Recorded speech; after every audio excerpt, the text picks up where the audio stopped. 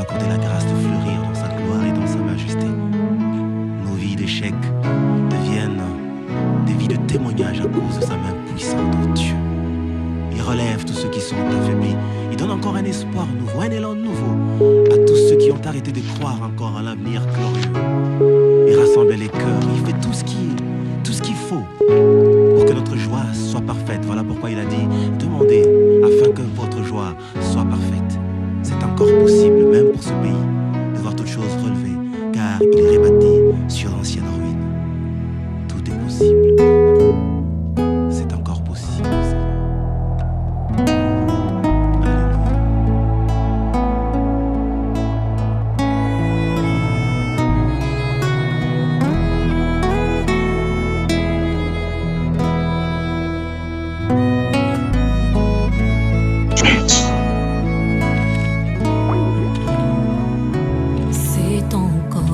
Possible de vivre la gloire passée, de reprendre force, évidant la main cachée. C'est possible de voir fleurir l'amour cassé et voir les blessures de nos cœurs séchés. C'est encore possible. C'est possible de retrouver la joie brisée, d'oublier la honte, les souffrances des droits lésés, vivre le plaisir d'un bonheur tant recherché et jouir des merveilles de ton possible. Dimanche le 9 octobre 2016, tokutani lisusu lokola tozalaka kokutana na mokolo moyenga na ndenge tokutanaka na bandeko na biso ya Afrique, biso tozali awa na Afrique. Donc lelo tozali kobeta masolo ma biso ndenge tobetaka mikolo nyonso, ezali mikolo mosusu tolekaka te pamba te ntango mosusu connexion ezali malamu te, kasi lelo toza disponible pe tolingi toteya mwa liloba tosolola na baninga tolekisa liloba na baninga oyo bazali oyo batelengani mokili mobimba na yango. Lelo toza mokolo mwa dimanche, tika ete tozwa mwa ngonga oyo banda 21h30 jusqu'à 22h30 ou 23h po tosisa émission na biso ya lelo. Pona kobanda émission na biso ya lelo, nazali kopesa bongo mbote na balandi banso oyo bazali kolanda bazalaka na habitude ya kolanda émission na biso ya mokolo mwa dimanche oyo tozali nango na Afrique ndenge na lobi pamba te radio TV Bosembo ezali na ba programme nango elekaka mingi ba émission ezali koleka mikolo nyonso kobanda mokolo mwa lendi ezali bandeko na biso ya Europe banda lendi tina samedi, kasi dimanche ezalaka mpona biso tozali na Afrique, tozali ba africain tokotikala ba africain pe tozali ba africain tozali fier na yango pe tika ete ngonga oyo tozaka po tosolola na bandeko oyo bazali bisika nyonso to profiter nango po eko profiter na ba oyo bazali kolanda biso toza capable ya ko changer bango. Tolingi ko changer batu nyonso mbala moko te, mais na oyo tokoki ko changer na mwangonga oyo tokozala nango toko to changer déjà 2 3 4 5 personnes na ba oyo balandi biso to sala déjà pas monene. Alors pona ko banda na pesi mbote mingi na nazali ko banda ko pesa mbote na papa Honoré Ngwanda pe na libota na ye,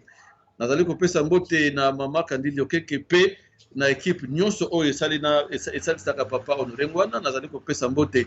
na maître Ndala Wandala na papa na ya Jovin, nazali ko pesa mbote na papa Tongo Etani, nazali ko pesa mbote na papa Jerry na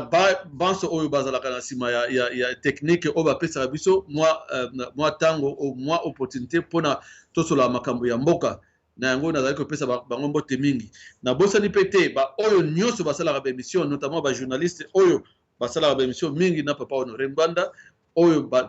balekaka na radio TV bendele pe ba oyo baza ko encadrer pe pangwana na ko sala ba émission lokola to moni communiquer déjà ete émission ezali ko ya na mikolo ko ya tika ete bango so ba ya mambote na biso na zali ko pesa pe mbote na mama mama Moseka o azali ko la biso tangu susu na ngonga oyo pe ba mama nyonso oyo batelema na bosani TP mo continue biso awa na Afrique du Sud mama Bernadette oyo azali bongo présidente territoriale ya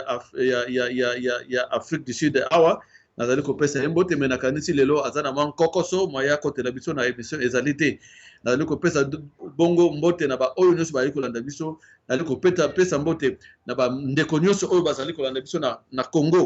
Congo soki na lobi Congo nazali ko ba Congo mobimba na bandi bongo na Kinshasa na ba Congo Bandundu Équateur Kasai province orientale Nord Kivu Sud Kivu na ba province mususu oyo biso to yebi ete tozali na 11 provinces oyo banguna basala ete ba komisa yango soki 26 provinces biso to yebi tozali bongo na 11 provinces. Donc nazali ko pesa mbote na République démocratique du Congo mobimba mais nazali ko pesa mbote na ba ndeko nyonso ba congolais nyonso o bazali batelengani mokili mobimba notamment bazali na Afrique o bazali na bamboka nyonso za na Afrique o bazali na Europe o bazali na Asie o bazali na Amérique pe bisika nyonso tosili ko pesa bango mbote toyebi ete tokoki kopesa mbote na kotangaka kombo ya moko na moko te mais oyo nyonso bayaki kombo na bango te toza bongo elongo tika ete bazwa mbote na poko ya lelo na émission na biso ya Radio TV Bosembo wa bino na sima micro ezali bongo papa Derek awa na Afrique du Sud na pesi bino donc mbote mingi tika ete to banda masolo na biso na mokomo lelo na mokolo lelo na kanisi eloko na bongisi ezali bongo to lobela likambo ya dialogue ma dialogue ezali ko salema mais même to ko lobela makama dialogue na makamu susu oyo ezali ko leka ba complicité na bango ba aventure oyo bazali ko sala oyo concerné démocratie parce que bango bazali bunda pona démocratie o démocratie to moni bana bambula mingi ezali makate ezali kaka ya théorie mais ya pratique te mais alors to ko lobela pe likambo na biso combat na biso oto zaka nango mikolo nyonso ezali bongo combat oto la musaka bandeko pona likambo litali soulèvement populaire ezali bongo message ya biso oyo message clé oyo to pesaka mingi na Radio TV Bosembo pe na apareko pona kola musaba bandeko o bazali na kati ya mboka pe bandeko o bazali libanda pona ko yeba ite mboka ezali ya kozwama na bapaya ou mboka ezali o to lobi na lopoto mboka ezali na occupation. Alors na tango tozali koloba mboka ezali na occupation to yebi ete na ba structure nyonso ya mboka ezali ya kokamatama na bapaya. Donc to na kozongela na susu na point wana kasi to banana na likambo litali bongo dialogue oyo ba politicien bazali ko participer na kanisi soki totali généalogie ya makambo nyonso ndenge ezali koleka to yebi ete Kanambe na batu na ye ba ya bongo na 2001 pe bazwaka ebonga ya mboka na biso oyo bakosa ete mwana ndeke wana auta kuna na Tanzania azalaki mwana fils biologique ya Mzee Kabila.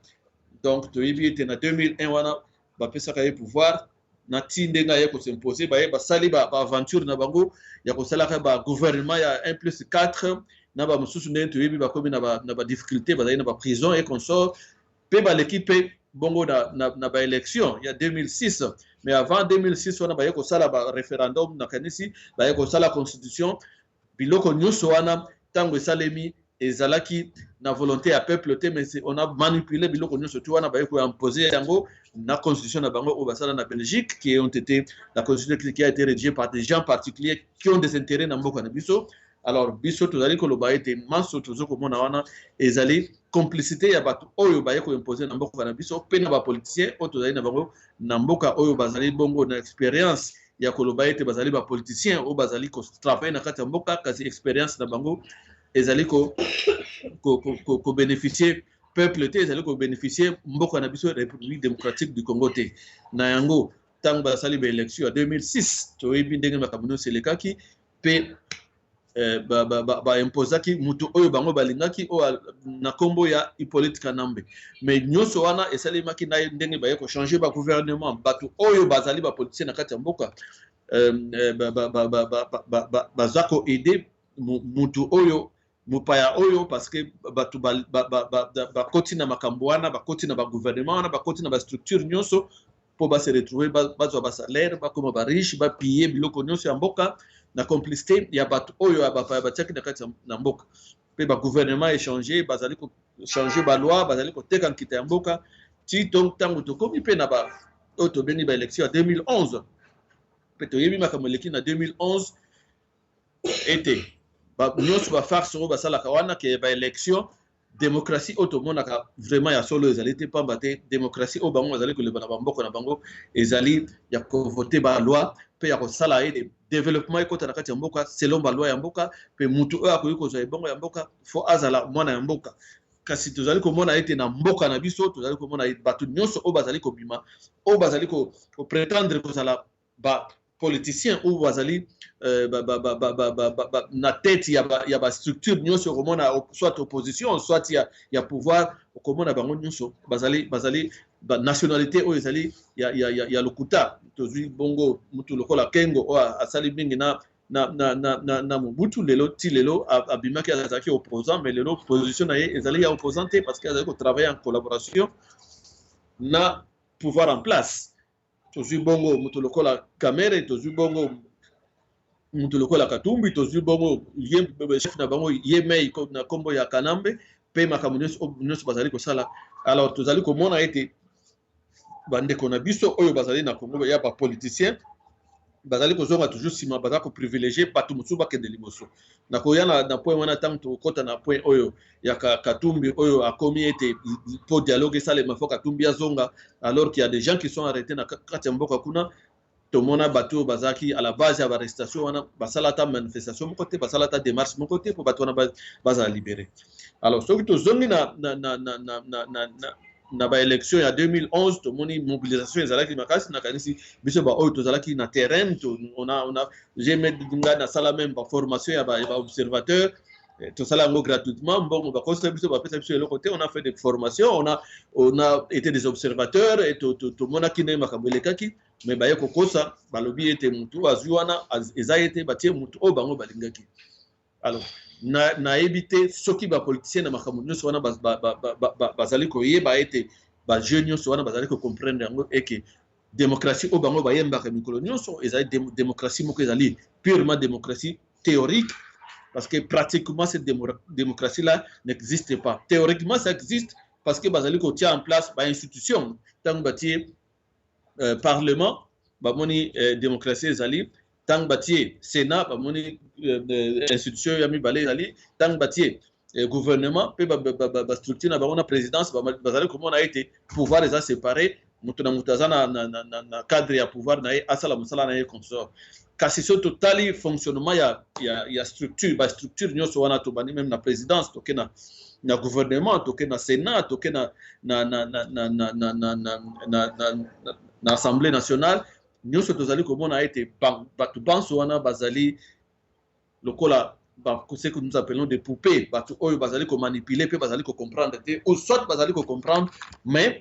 lokola bazali komi benga bapoliticien bazali kobénéficier na nkita oyo bapaya bazali koyiba mpe bazali koimpose biso makambo mosusu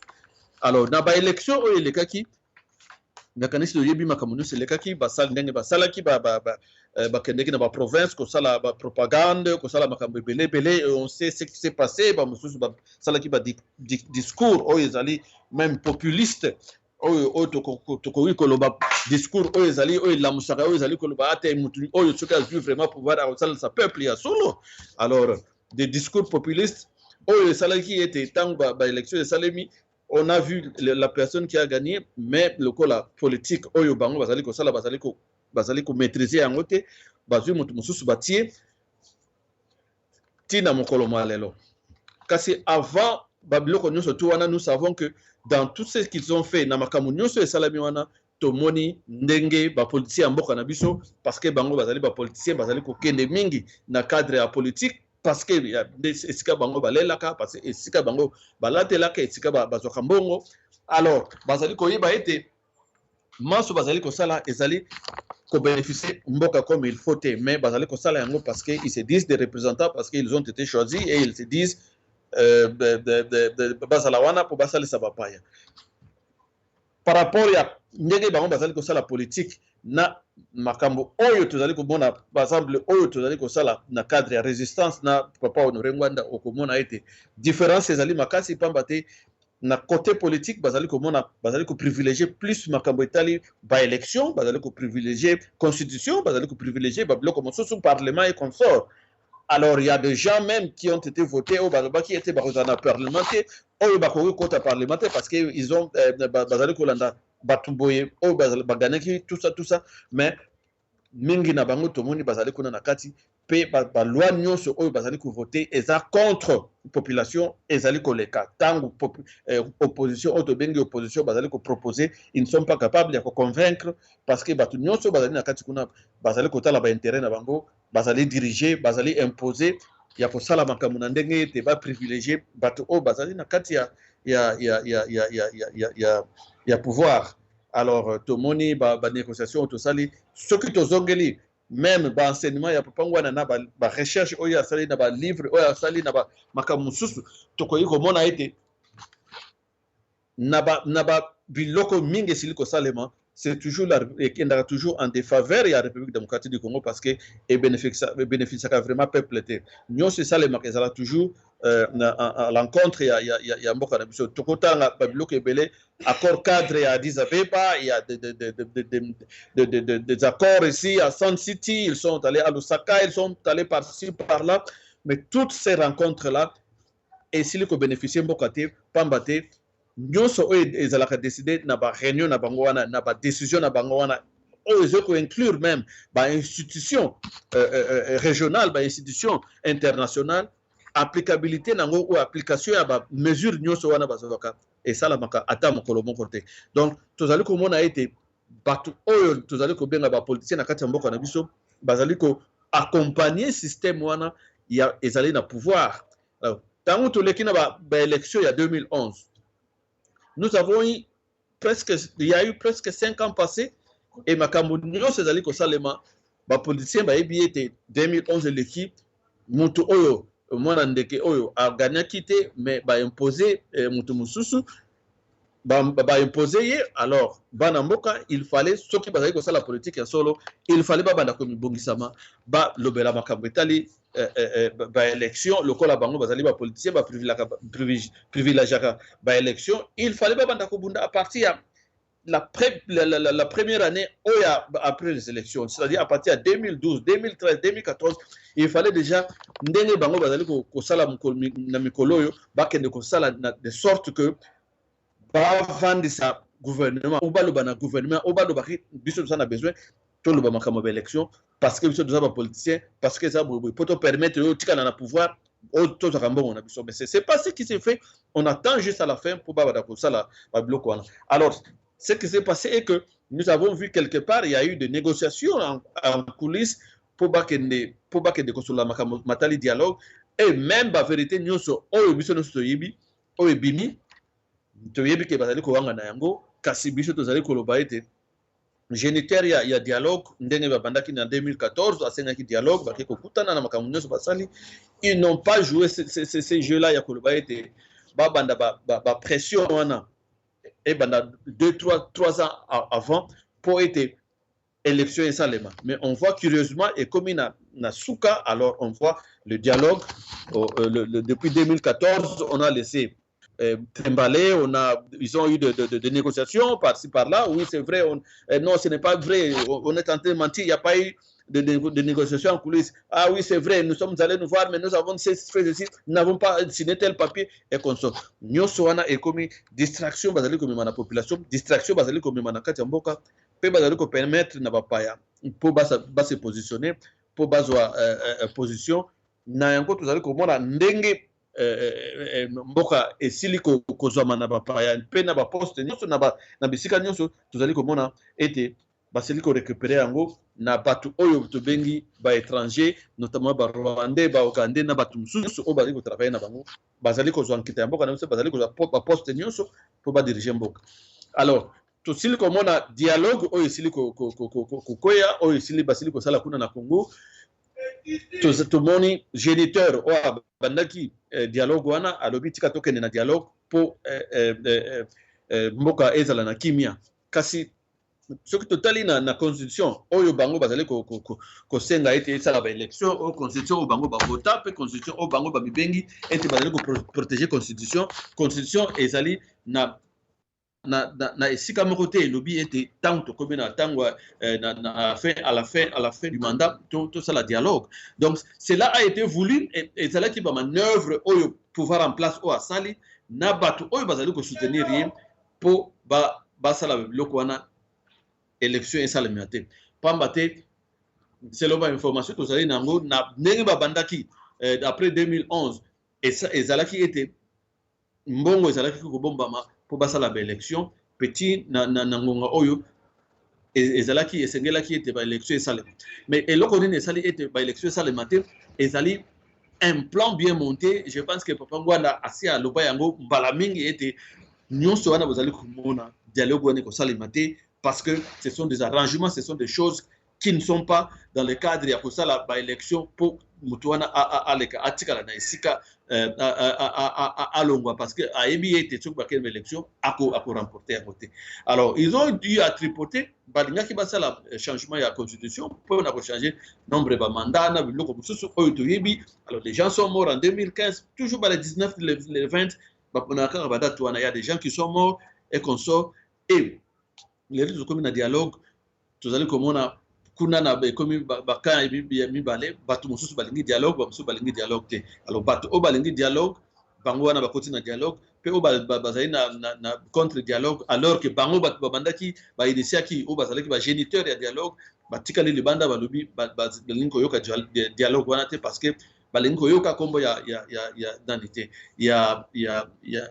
facilitateur ou médiateur ou quoi je ne sais pas ba terme bango bazali ko utiliser pona basala babongisa makambo ba élection et makambo sus. Donc wana ezali plan o bango basali makambo maso o mazali koleka na mboka na kosenga na technique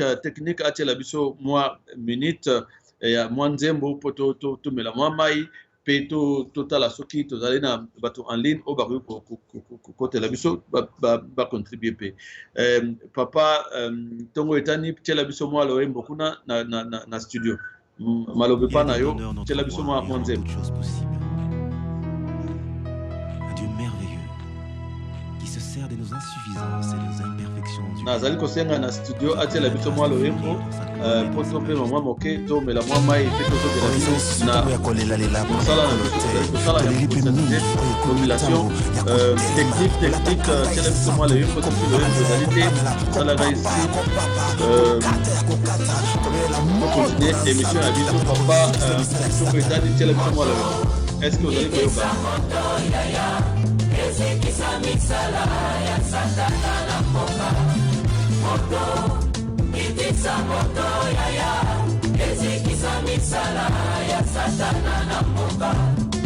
nakanisi studio azala mwa problème technique loyembo ezali te tika tokontinue biso na biso soit de la technique apesa nzembo eza mais nazali koyoka ngo naza na feedback te nazali koyoka te alo studio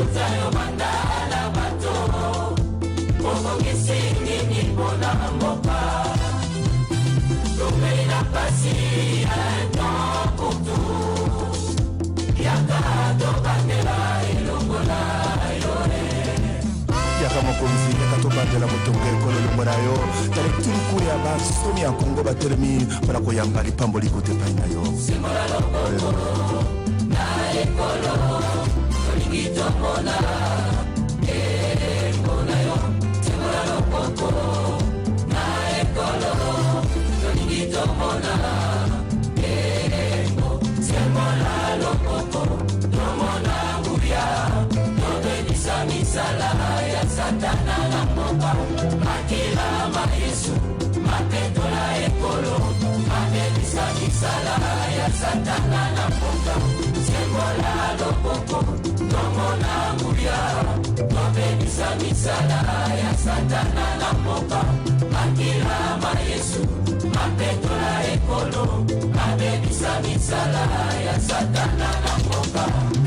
Moto,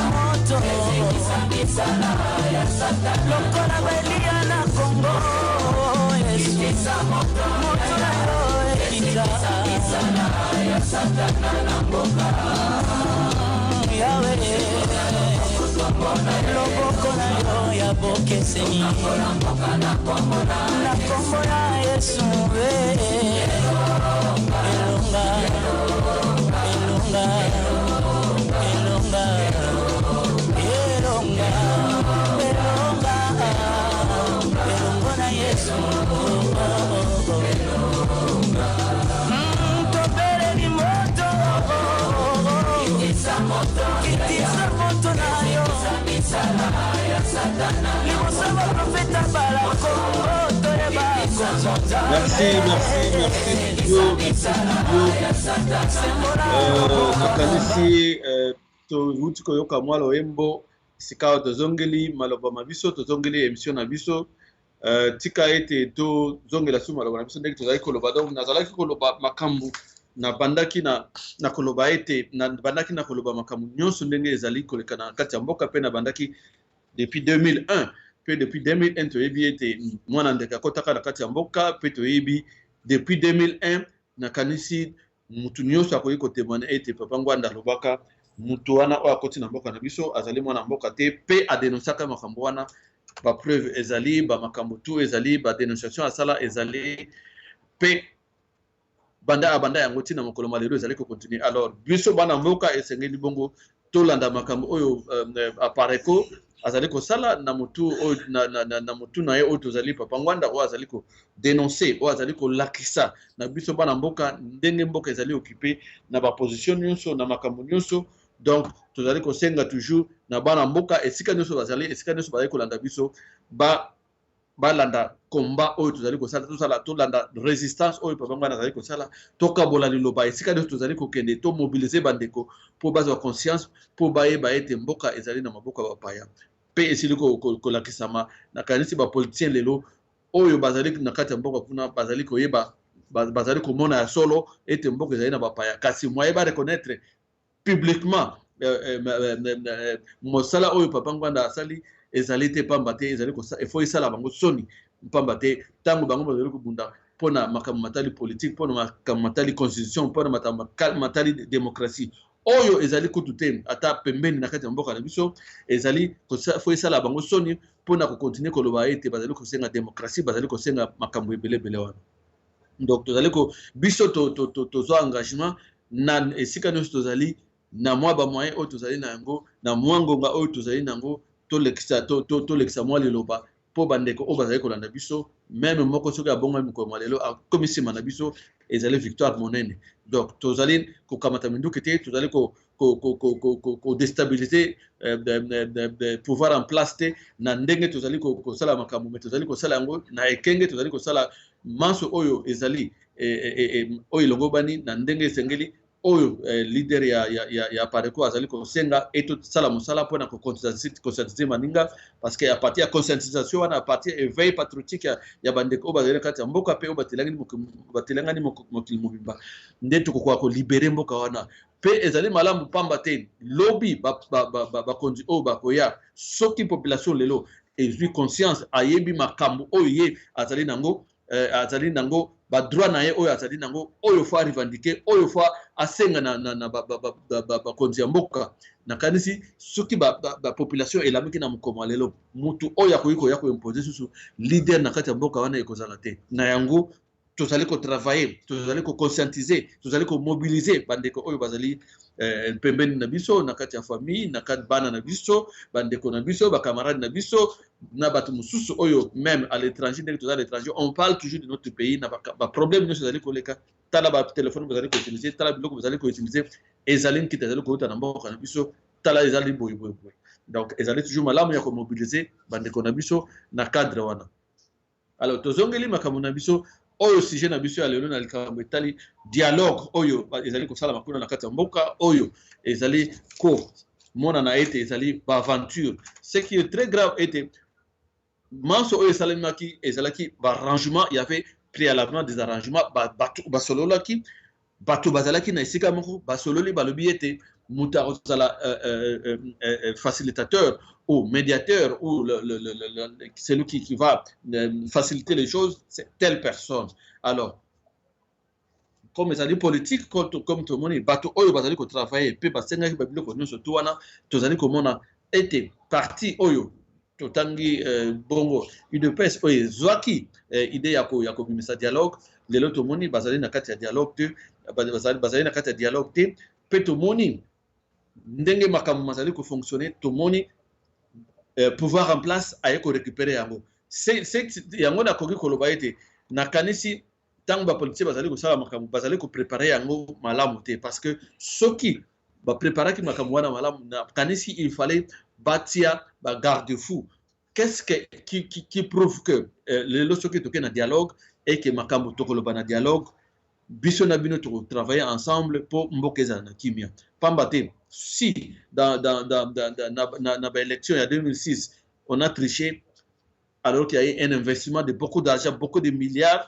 on va investir pour voter, mais on a triché. En 2011 la même chose, Batouana au Bazali na Katamboka, va tricher les sous malgré opposition, malgré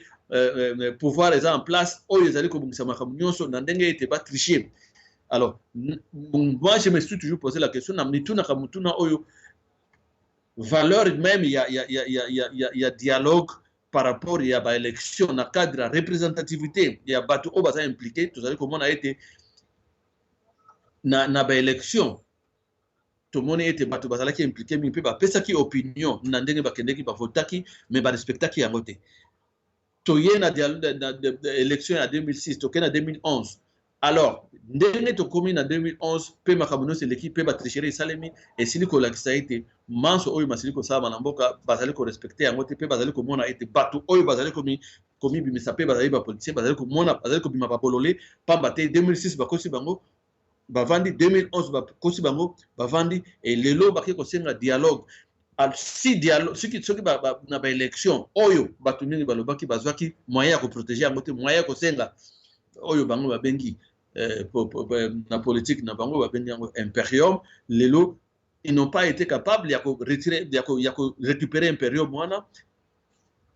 mais na dialogue oyo moins de 500 ou 300 personnes qui ont participé sur 200 ceux qui ont participé tu as lu comment on a été une majorité pour que nous décider pour n'importe parce que les politiciens ils ont toujours le pouvoir de décider pour la population alors que quand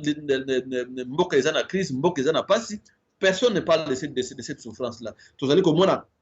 makambo mazali koleka na kati ya mboka ba tozali komona bato bazali koboma na est tozali komona bato babomi na kati ya capitale na ba province mais baloba yango te bavandi nini bazali kowela nini bazali kowela ba poste. Alors soki tozongi na nini na bango na émission na dialogue na bango tozali komona ete bato oyo basalaki dialogue baki ete toke na dialogue et quoi que cela basalaki on a motema malamu tondimi yango mais nini ba mesure nini bango bazwaki po ete motema malamu o bango balakisaki eto basenga dialogue et que ne juste na mandat ya na fin ya mandat ya mutu oyo bango bayebi ete mutu na zali étranger parce qu'ils ont prononcé une fois qu'il était étranger mais quand kenda kuta na kambwana ya koloba ete azali étranger on ne veut plus de lui clairement ça ne se dit pas et quand on vient on dit au peuple voilà tout que na dialogue et tant au dialogue et comme non ba que déposer nini mémorandum ou soit mémorandum pour kosenga ba élection et consort. Alors le 18 le 19 et le 20 bato mina balabala comme bango basala yango balobi te bazali na peuple na sima bato mina balabala mais bato oyo mina balabala bazala qui protéger te. Et on ne peut pas faire une démocratie. C'est comme tout ça que le bayango peut être répété à autant de choses. Au cours qu'on essaie un dialogue, au cours qu'on essaie une démocratie, au cours qu'on essaie une élection, na bapaya o baye na kati mboka bazumboka na makati yo que nous essaie bango ba tika mboka na pété na ba élection parce que ba yeke na ba élection ba ko gagner. To moni yango na 2006 na 2011 bazuité mais ba s'imposer. Alors, dialogue yangoyo, batu babandi dialogue, bazaina pour parler, malgré que wanga na kina na liboso na ibandeli, papa wanda avait même divulgué, c'est là le bien était batu na bazaki na ba négociation, même bazali ko wanga na ezali asolo bazaki na ba négociation et consort. Ba sili ko wanga na yango, mais na suka to eko mona été et ko bimana mpwasa été bazalaki na ba négociation mais le col malais, ils ont demandé que médiateur azala na cadre ya résolution na bango bazobenga 26 77 c'est quoi. Alors qu'est-ce que ça va changer? Mungana na mona na lobaka toujours bandeko to kanisa nanu to moi mayele o to zwina makambambula nuso o eleki to kanisa nanu soki na ba élection à 2006 na ba élection à 2011 batouana ba respecta ki constitution te batouana ba tricha ki est-ce que zalika ka mokolo malelo o ye comme était batouana mwana ndeke wana asili ko koma na suka pouvoir d'ailleurs sili la constitution o ye akanisa ki était suka sali constitution akotika la libela mais la constitution ezali ko le ba était mutu o azali ko diriger mboka mokonzi ya mboka azali na mandat ya 5 ans une fois renouvelable. Donc au diriger 5 ans na yo 5 ans et demi balé ceux qui va voter yo bien sûr ceux qui va voter yo au sala mandat ya suka peotika. Mais na kaya mwana ndeke oyo tozali ko mona été mandat même ya liboso même les premières années de 2001 à 2005 natang ba ko sa ba élection il était illégal. Il a triché, il a été illégal. Même chose dans le Sénat, en place. Le Sénat, depuis 2005 jusqu'en 2011, et mandat jusqu'à aujourd'hui, le Sénat est en train de siéger illégalement. Donc, on continue d'illégalité à l'illégalité. Alors, est-ce que na voie normale, na ndenge vraiment tozali ko sala bazali ko sala makambo na voie normale ce qui a solo vraiment et tangami vraiment été mosala sala na ndenge longo bani tolingi mboka na biso to bunisa mboka na biso est-ce que bakoki ko senga vraiment dialogue ou basenga ba élection na batouana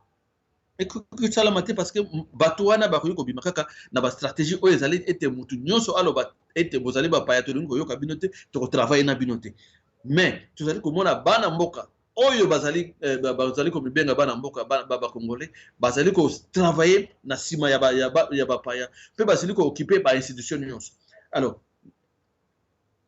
ba keina dialogue tozali ko mona Edem Kodjo lelo balobi balingi Edem Kodjo te balingi un négociateur un militaire international dans le cadre de la résolution 2277. Alors la question que nous devons nous poser, si nous sommes ceux qui vraiment politiciens bazali vraiment sérieux, ceux qui vraiment bazali ko sala makambo bazali ko kanisa bazali ko utiliser ba bongo da bango ya solo, qu'est-ce que eloko nini ko changer était résolution 2277 ceux qui batini médiateur ya solo bazali ko senga Ban Ki-moon l'ONU doit nous envoyer un médiateur, c'est bien batini un médiateur, mais qu'est-ce que ça va changer avec ce gouvernement là parce que le gouvernement na ekondima yango te même ceux qui négociateur international wana je m'excuse ce qui médiateur international wana ces médiateurs international là c'est pas un dieu, ce n'est pas quelqu'un qui viendra qui va accepter opposition koloba parce que dans toutes les élections qui se sont passées mais on a vu on parle des experts, on parle de l'ONU, mais toutes ces structures là ce sont les mêmes structures au bazali n'a compris la balkanisation à Mboka na biso. Alors on voit des gens qui ont été dans l'opposition, ils se disent de l'opposition. Alors, tant que comme dans mboka basa la dialogue au bango basenga qui juste à quelques mois, à quelques jours, il a fait un mandat parce que ça la dialogue et comme dialogue est comme bloqué jusqu'aujourd'hui, on demande quoi? Il faut changer les médiateurs parce que le médiateur est mouvancier ou il est pour le pouvoir et on ne peut pas négocier avec une telle personne parce qu'il est très contre. En entendant tant que les collègues. Alors, naba stratégie il y a gouvernement ou peut-être des stratégie oyo bango bakena ko kutana na ko bombama pona ko ba sali ba pré-négociation sikoyo et il faut te comprendre le là ezali ndenge ba yokanaki na en coulisses était biso to pesa yo pouvoir to pesa yo stratégie to tsenga dialogue to fongola dialogue. Mais tant que tu s'imposer au continuer le dialogue. C'est comme ça que moi je comprends ça. Parce qu'on ne peut pas comprendre qu'on a été géniteur d'une idée et quand on arrive au moment de la mise en place de ces structures, de la mise en place des engagements pris en coulisses et qu'on sort, qui engage d'autres personnes, comment on va se retirer. Tout à l'heure, comment on appelle un groupe de gens qui se disent le G7 au Bazalek travailler na Kanambe, les opposants, nous avons les gens comme les Kyungo Koumanza et consorts, les gens qui ont travaillé pendant longtemps, qui sont au pays et qui ne changeraient, qui ne contribuent en rien. Mais les Loba comme en opposition, ils se disent qu'ils sont des opposants alors qu'ils ont travaillé avec le même gouvernement, la même personne. Oyo, depuis à côté d'Amboka, Azakomi Kanisa et Azali, président de la République, naba moyen frauduleux naba Sénat frauduleux Parlement frauduleux donc le connaissons yamuyibi et on ne peut pas compter sur des gens comme ça aucune négociation d'une manière normale pour que la négociation pour que non mandat ne comme na suka biso le ni boy bako ndima yangote bako sala ba stratégie ezali et écarter ma communauté sur le dialogue, peut pas récupérer pour vendre des signes. Il y a un autre comme le dialogue est commis, un monologue parce que c'est juste une partie des gens qui soutiennent le pouvoir, ce sont mais en plus, opposition parce qu'ils sont des politiciens, ils sont des opposants, ils sont au pouvoir. Opposants, tant que moni était mutu oya senagi dialogue à sali demi-tour à zongi simali ko participer, les autres en ont profité. Nous avons les gens comme les Camérés qui se disent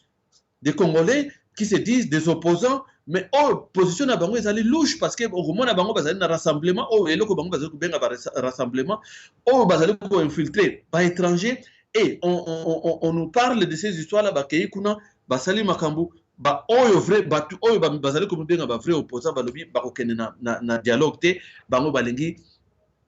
edem ko jote parce que makambo boy pe balingi kaka médiateur international o akuta na résolution 2277 oya Nations Unies ça a contribué à la déstabilisation avec 20 000 personnes 20 000 agents 20 000 de peacekeepers ou comment on les appelle casque bleu yepo na mboka batia kimia na kati mboka tomona kimia yango na noté depuis bakota et lokoko basala ezate. Les mêmes Nations Unies, ils ont participé au processus électoral, ils ont été là. 2011, la même chose. Ils ne sont que là pour observer le mort dans notre pays. Ils font des rapports qui n'aboutissent à rien. Et bino politicien parce que a été mutu auta kuna na communauté internationale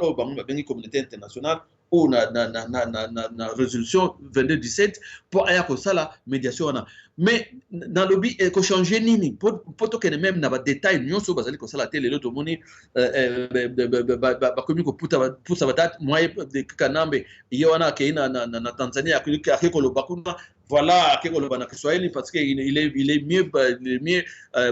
à l'aise en Swahili tant que mboka ko lo baté parce que français a évité lingala évité il va en Tanzanie, c'est là où il va parler des élections. Et les politiciens qui ont suivi cela, regarde comme ça, ils sont là, non, dialogue salema. Parce que dans ces dialogues-là, poste, il y a l'autre là, oyo, moi, ndeke mususu, oyo, ceux qui tentent naïe, oyo, il y a mon moi, si on a le baki même, na ba négociation, ils étaient convenus que majorité dans l'opposition, bazwa 12 postes. Donc 12 postes wana mingi elinga okene na mutu oyo na parti oyo ezalaki génitaire il y a dialogue dont nous connaissons l'UDPS. Donc babiloko nyonso to wana bayokana et salema maintenant bazali ko distraire bato pour baloba ete non comme le dialogue n'a pas marché, ça ne peut pas participer à cela et date c'est quelque chose qui était prévu pour 15 jours, maintenant ils ont dépassé et ils payent des gens d'énormes sommes donc comme on négocie et comme nini ezala dialogue inclusif c'était dialogue inclusif et oyo ça a été opposition oyo ezali opposition automoni opposition eza claire oyo opposition ezali sain baya na dialogue parce que opposition oyo ezali na dialogue lelo ezali opposition ya lokuta oyo ya pouvoir ils ont travaillé na pouvoir, c'est comme ça que bazo définir biloko tuana, c'est pourquoi bakoki kosenga dialogue ya résolution 2277. Alors pena nyonso bazali kosala wana bakomi koyokana ete bato mosusu bakoma ba premier ministre, on entend des choses comme les caméras qui bazoluka ba poste ya premier ministre, tozali komona bazali kosenga transition pe bango bakota na transition wana po bazala ba premier ministre bazala ba poste po ete batia kima na kati ya mboka. Kasi nazali ko mituna vraiment suki wana vraiment ezali kimia ya solo bazali ko kotsa pamba te kimia o bango bazali ko lobela ezali kimia ya bango ba politicien bazali ko salisa mabumu na bango po bamona yango ezali kimia kasi ezali kimia te pamba te bazali ko capable ya kufuta ba fonctionnaire te bazali ko capable ya kufuta salaire malamu te na ba fonctionnaire na ba enseignant na ba militaire na ba fonction publique pe bazali capable ya ko diriger ou ya ko protéger mboka na biso te na ba invasion récurrente ba invasion ya tangu nyonso ezali ko salema o ezali ko uta na ba pays lokola ba Rwanda, Uganda, même l'entrée des troupes étrangères, des rebelles qui viennent de l'Ouganda, du Soudan qui entrent au pays sans aval, il y a parlement, sans un mot dire même, il y a gouvernement en place. Donc ezali ko l'accès été ils allaient amateurisme ou ils allaient amateurisme ensemble plus complicité na biloko tu wana ezali ko sala été au moment où bango bazali ko la distraire population bazali ko distraire ba politiciens parce que bazali ko distraire ba politiciens bazali ko distraire bisoto zali de radical pona ko loba été batwana bazana droite ya ko sala makamino so bazali ko sala peto zali ko la musa population ya ko yeba été manso bazali ko sala neza lokuta to zali na ba moyens so to zali ko sala yango mikolo nyonso tozali koloba bandeko nyonso oba palangani mokili mobima na cadre ya pareko na cadre ya ba radio TV Bosembo radio TV Bendele na ba radio mosusu ya ba combattant na ba médias sociaux mosusu bazali ko pesa ba message mikolo nyonso pona koloba ete manso o mazali koleka wana ezali normal te ezali makambo ya lokuta pamba te batu wana bazali miyibi bazali kosala musala na ndenga muyibi pe batu oyo bazali kokotsa na kati ya makambo nyonso wana ba politiciens congolais mais qui se disent qui sont devenus de Rwandais par procuration parce que bazali ko soutenir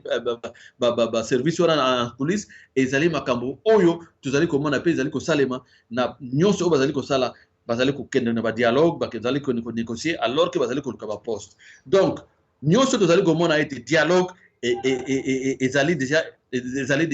to bien ngo échec te mais ezali ndenge bango babungiselaki yango en coulisses que no biso tokopesa yo nzela toyebi makambo na mboko ndenge ezalaka biso soki tolobi ekosimba. Donc tokende tofongola nzela na dialogue ezala juste à quelques mois ya élection biso tokosala ba aventure na biso tokobisa bato na balabala alors bino bosala mosala na bino. Moi j'ai accompli une partie de mon contrat parce que ndenge toyokana nazwaki mbongo tozwaki mbongo alors contrat na biso tosala yango wana dialogue yango wana esalemi alors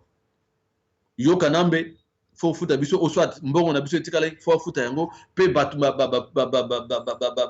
makambo o nyonso bango yoka na ki en coulisses ezala accompli. Donc ezali ko pesa pasi mingi pona komona ete nyonso wana ezali bana ya mboka o tozali ko benga ba politiciens bazali ko ta makambo wana kasi lelo ndenge tozali komona ete négociation dialogue wana esili ko échouer bakomi ko négocier pour mettre pour pona ko loba ete non pour mboka ekende na ezala kimia mubule bimate na kati ya mboka tout ça la gouvernement mosusu tout ça la transition tout pesa susu mwana ndeke une année ou 2 ans pour pas préparer l'élection. Mais où étaient tous ces opposants là, où étaient tous ces politiciens là pour la pression 3 ans avant pour la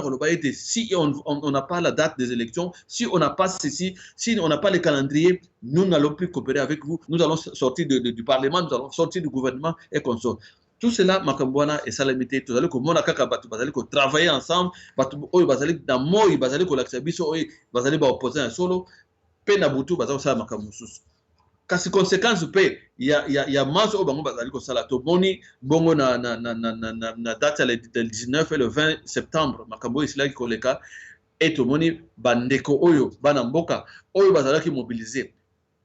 na bango ba politicien mobilisation bango bazala ki sans préparation to moni bandeko ndenge ba kufi. On nous parle de le gouvernement parle peut-être de 17 ou de 30. De l'autre côté, on parle de 70 personnes tuées ou de 100 personnes tuées. Les autres parlent même plus de ça. Donc, Makambouana, moi, la vérité, parce que le politicien, va aller préparer, parce que encadrement ya malamu ezala kité to moni vidéo na médias sociaux ndenge même bazali ko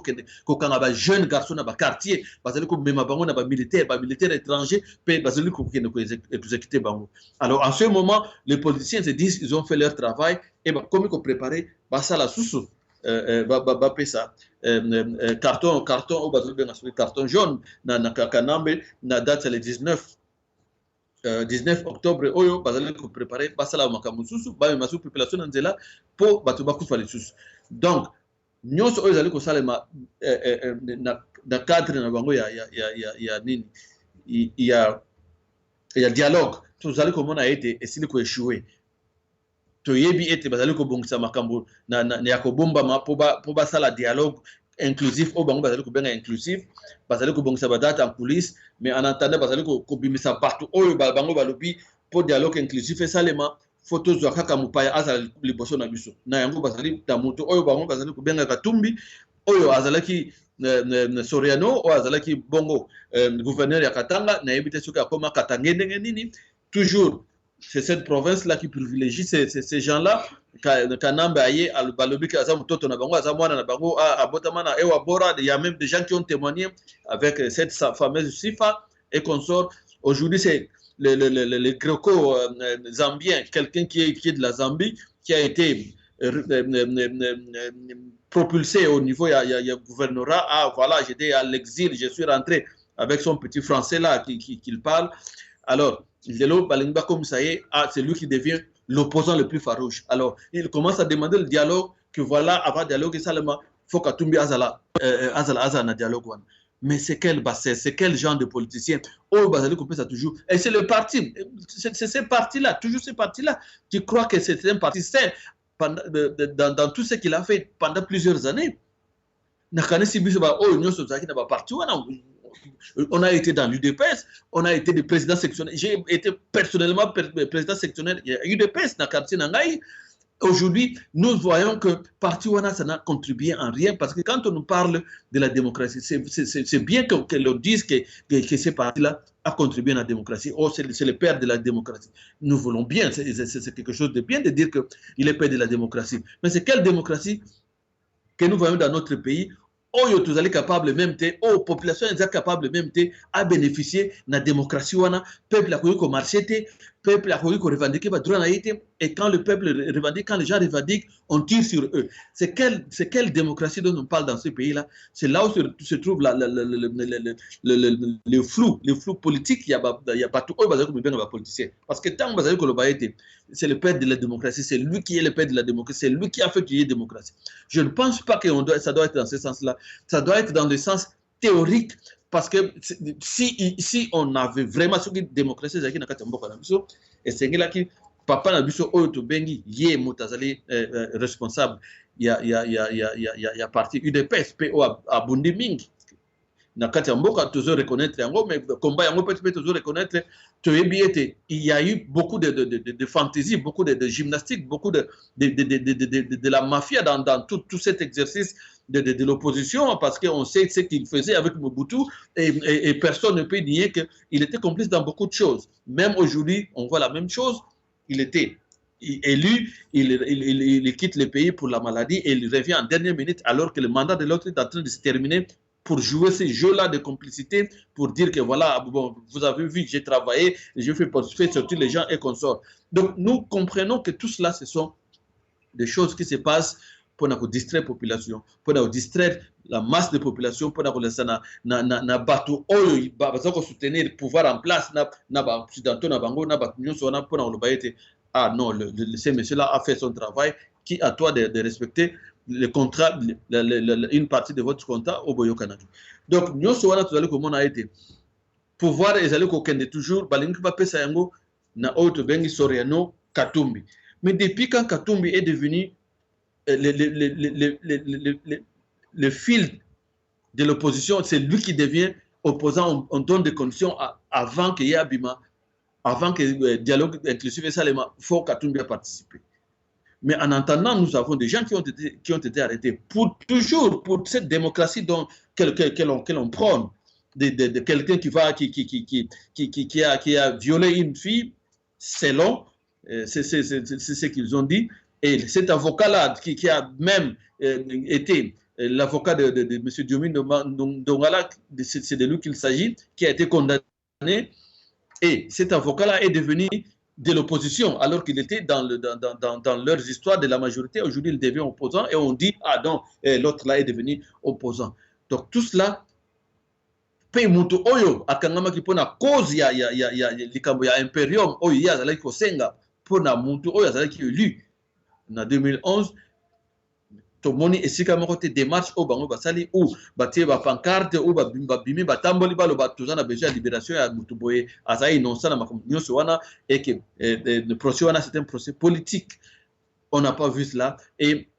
c'est comme si toute personne qui dérange dans le sillage de cette opposition là doit être écartée par une manière ou une autre. Mais peut-être bateau oyo bazolanda babiloko wana na même bateau ya rassemblement ou tozali komona bazali kosala wana mingi na bango bazali ko comprendre ba jeu wana te, ce sont des gens qui seront éliminés d'une manière ou d'une autre. Alors on a vu na ba manifestation bateau mosusu bazaki mutu, il me semble bazaki masasi na mutu,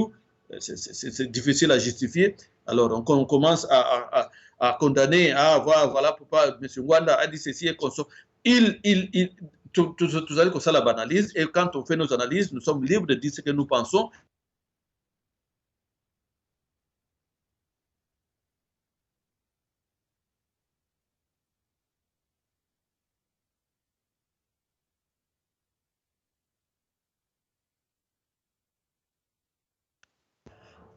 Je m'excuse, balinga kozala vraiment na mboka na biso wana te.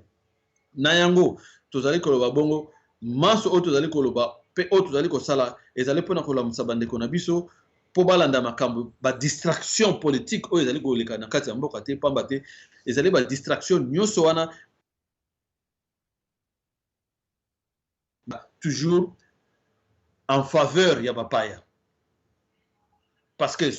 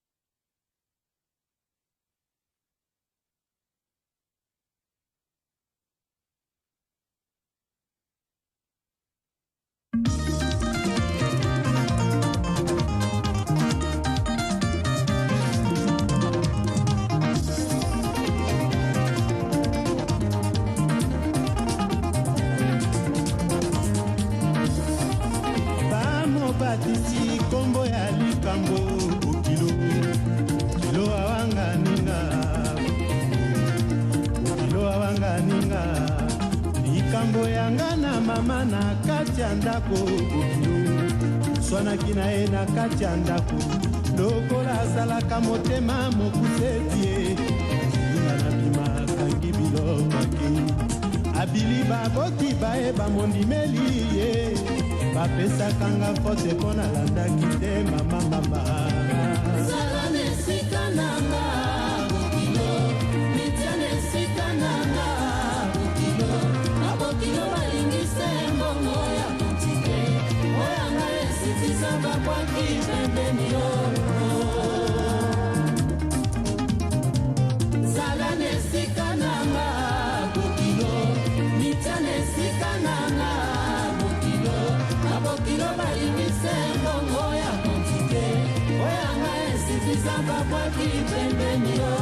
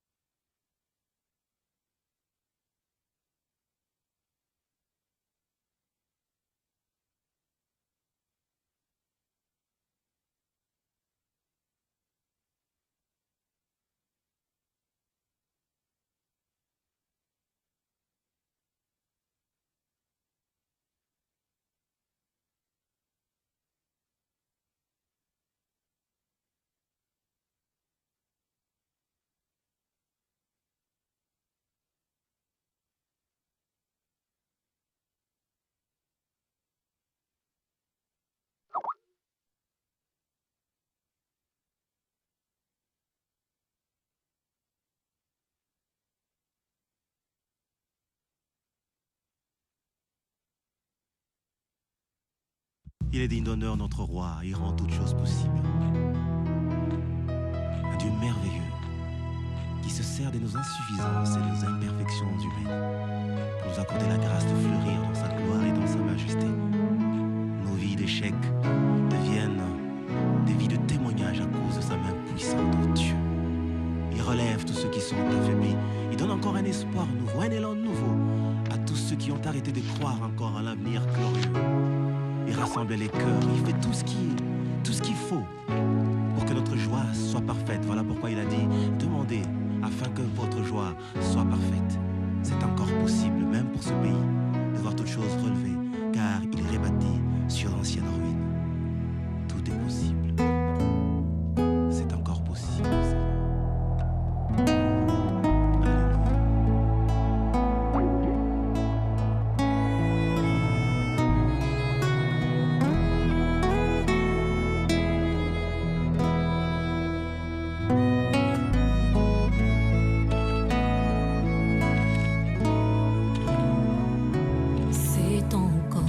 Possible de vivre la gloire passée, de reprendre force, évidant la main cachée. C'est possible de voir fleurir l'amour cassé et voir les blessures de nos cœurs séchés. C'est encore possible. C'est possible de retrouver la joie brisée, d'oublier la honte, les souffrances des droits lésés, vivre le plaisir d'un bonheur tant recherché et jouir des merveilles longtemps rêvées. C'est encore possible.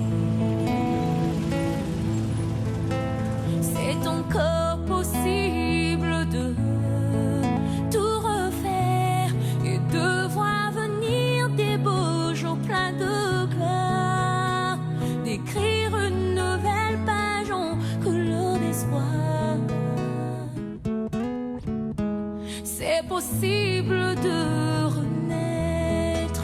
c'est encore possible d'avoir au-delà de tout ce qu'on a perdu, de bien faire la joie de ceux qu'on a aimés